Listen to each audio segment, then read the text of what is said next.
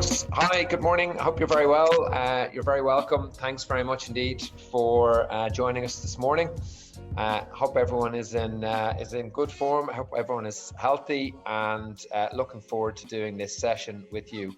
If you're joined in live on Zoom this morning, if you're watching back on a recording, or if you're listening in on our podcast series, you're very welcome.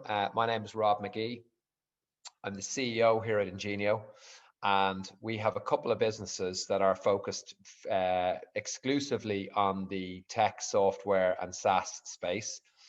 One is a recruitment business, and the second is an e-learning business. And what we do as a proposition is help people get hired in technology, whether that's clients looking to hire people like you who are here today, or whether that's candidates who want to get hired by technology, software and SaaS organizations.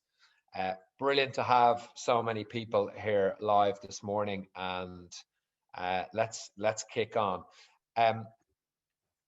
What I wanted to do, if this is the first session that you have, that you're basically tuned into, over the course of March, we've been running a 5-part series, which is all around helping you in the interview. So very specifically in the interview. We've built a course that runs the entire getting hired process, right? So from profile all the way through to kind of career coaching and counseling, through to kind of setting yourself out in terms of your own shop window and proposition, what it is that you want to go and do, giving you an overview of tech, and then obviously running you through the application and hire process. But we're talking over the course of the last couple of weeks, the last few weeks from March, and indeed next week, we're talking about the interview specifically. And what I'll be doing in the next kind of 10 or 12 minutes is talking very specifically about how to sell yourself in an interview. But if you want to look back at some of the sessions that we've already done, you can see them there on your screen, and you can find them on our YouTube channel. Talking about selling yourself in an interview. So I guess what I wanted to try and do was I wanted to get you to recall and remember what are the 4 key sections of an interview. Okay, and the reason that I think that this is so important for you to continuously kind of remind yourself about is because when you are talking in an interview, really there's 2 key sections for you that you need to kind of prep for. The first is section 2, which is the you story, and the second one is section 3, which is the 2-way Q&A. Okay, so again, what I want you to remind yourself on, and this will give you a real level of comfort in terms of, I guess, how you go and prep for an interview, and you know, some of the things that you go and do, is just to make sure that you're aware that you're not going to be necessarily doing all of the talking all the time in an interview. And certainly good interviews, as I was talking about last week and the week before, good interviews are 2-way conversations, just like a normal conversation between, I guess, 2 pals or 2 friends. Okay, so really, really important. When you're selling yourself, you're going to be selling yourself in section 2, the you story, and also in the 2-way Q&A. That's really important. Okay, my 2 tips, folks, for really getting you to focus in on how to sell yourself. Okay, the first, the easiest, and probably the best way of doing this is to write out the sentence, I am the ideal candidate because, and then you need to answer it. Okay, and the reason that this is so unbelievably important is if you can articulate why you are the ideal candidate, if you can articulate that, and if you can verbalize that and communicate that to your interviewer, whether that's your future hiring manager, whether that's someone from HR, whether that's a recruiter, whether that's one of your future team or peer members, peers or team members, I should say. If you are able to verbalize why you are the ideal candidate, then that becomes hugely impacting. Okay. You'll have heard me, or you might remember last week, I gave this a go live, and I was talking about a kind of a pseudo made up role. But what's really, really important here is that you are entirely comfortable, that you have prepared saying this line out loud. Okay. So what I basically said is, if you remember, you definitely, you want to write it out. Okay. And you want to memorize it.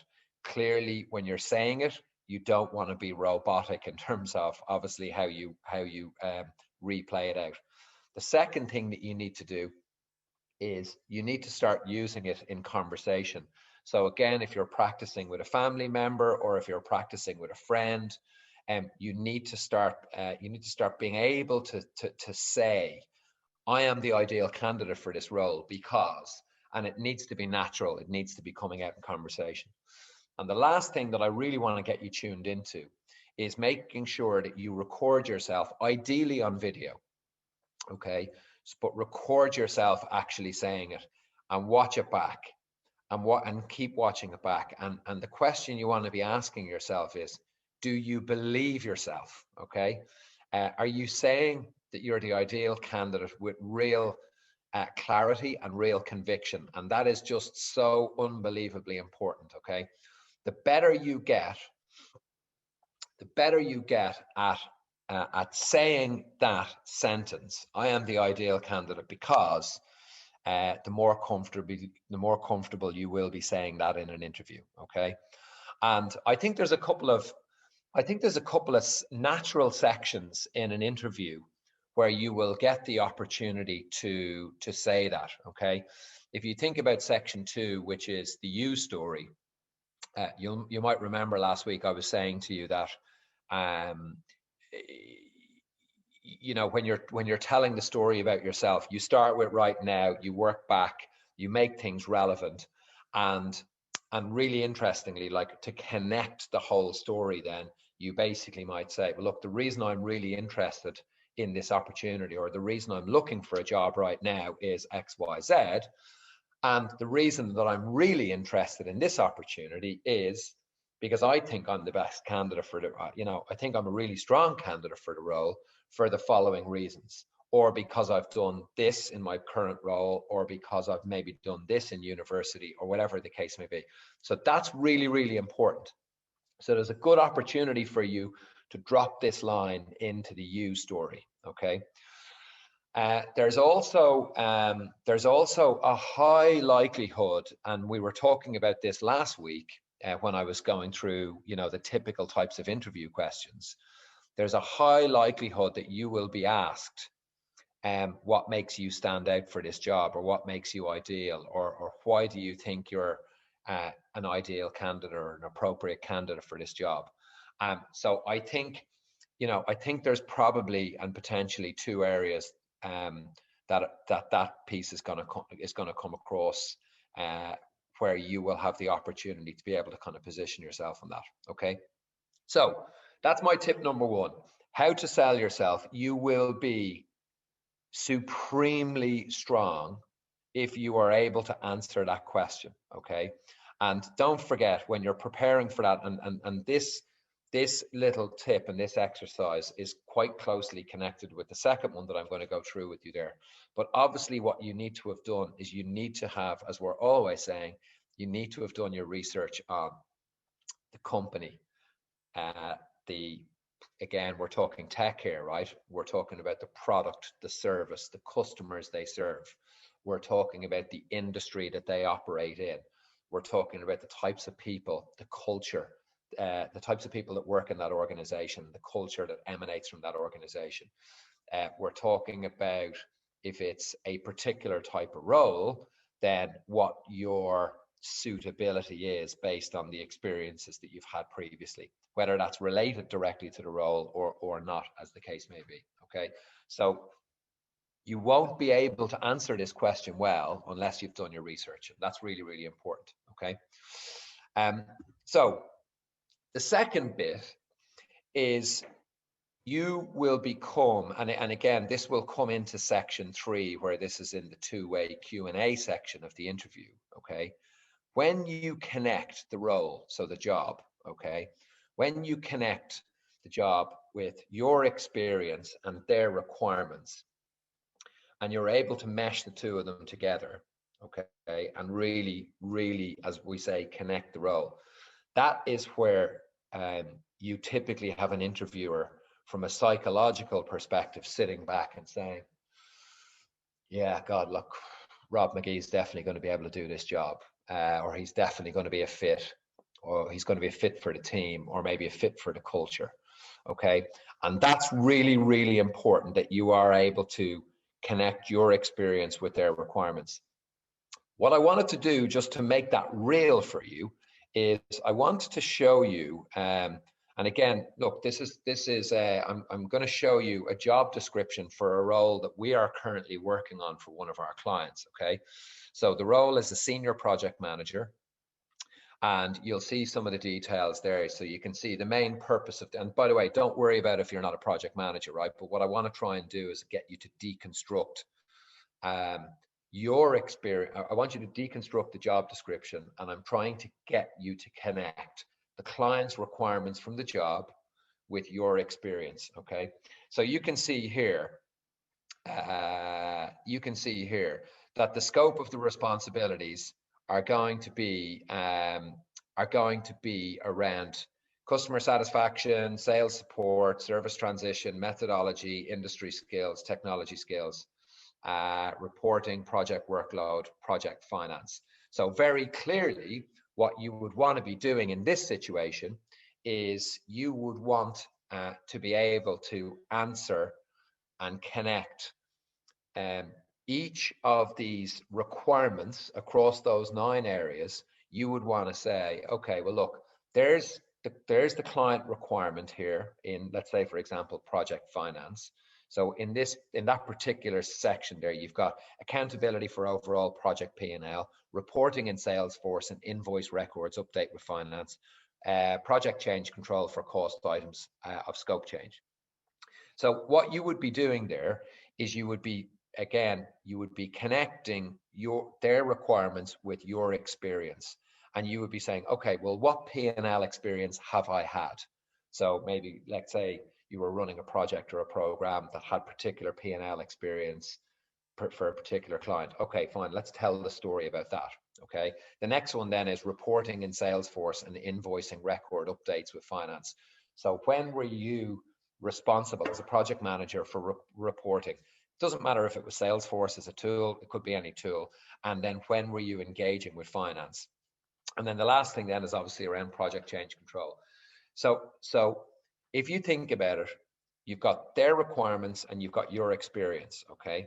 And really connecting the two is all about telling a story, okay? So when you are being asked a question in the interview, it is all about, and you know that like project finance is going to be one of the areas that they'll be scoring or marking you on. You need to be able to tell a really sharp, snappy, coherent story around your project finance experiences that covers P&L, reporting, and change control. Okay, so again, answering that question or preparing for that question is a bit like what we've said in that last section, which is saying I'm the ideal candidate.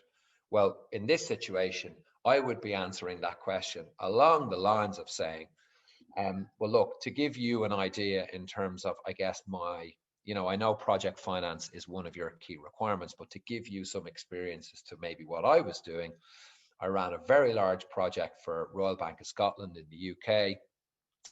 I owned ultimately the project P&L responsibility, which was £50 million. The technology platforms that we were using from a client reporting and internal stakeholder reporting were Salesforce and Asana. We had a weekly project call with our finance function to deliver invoicing and billing to make sure that we kept on top of it. And from a change control perspective, we were operating a real-time change control procedure, followed up with a weekly call with the client.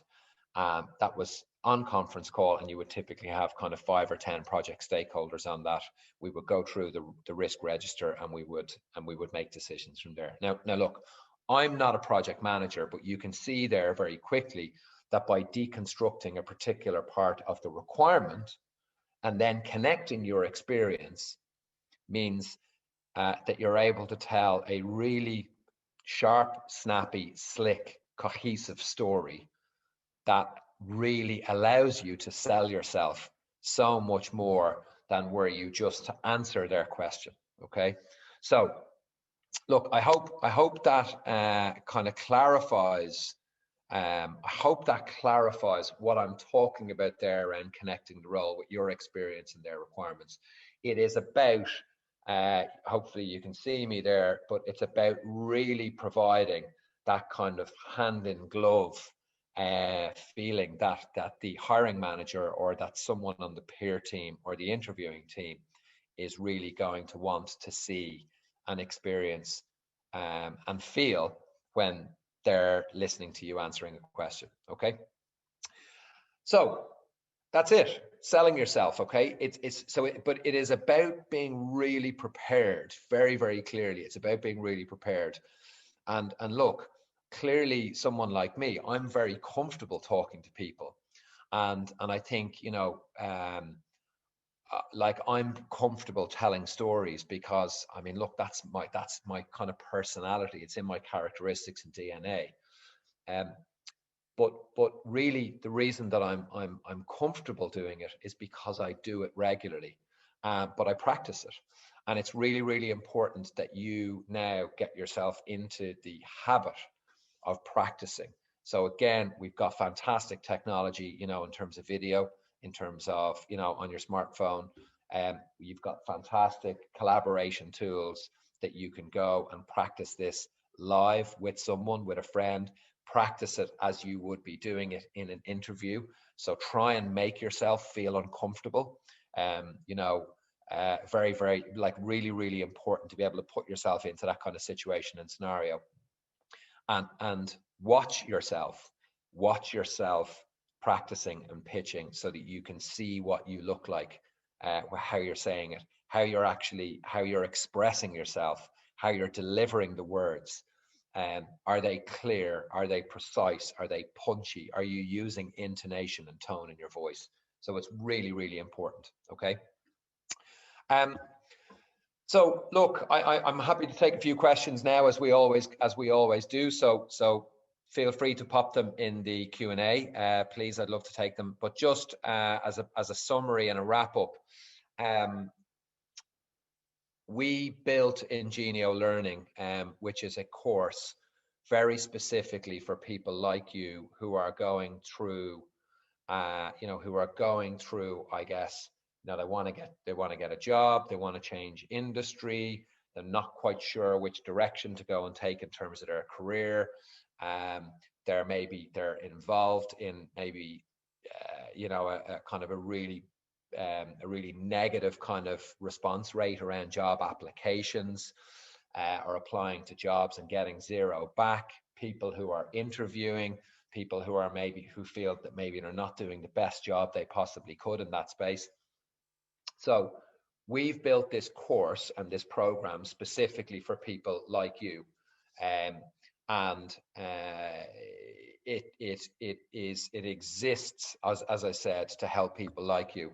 The course is, so for everyone who's on today and who's tuned in, there's a really significant one-time discount that we are running that expires this Friday, and there are spaces and availability running on the course. The thing that I really want to get you to tune in here is 90% of our students are now getting hired within 90 days, very specifically in tech, software, and SaaS organizations. So the course that we've built is serving the purpose of the people who are taking the course, right? People are buying the course, taking the course because they want to get hired, and it is serving that purpose. And I think that's really, really important. You can check out some of our case studies and referrals, or if you want to have a chat with Lisa or Alex or any of the guys in the team after, please do.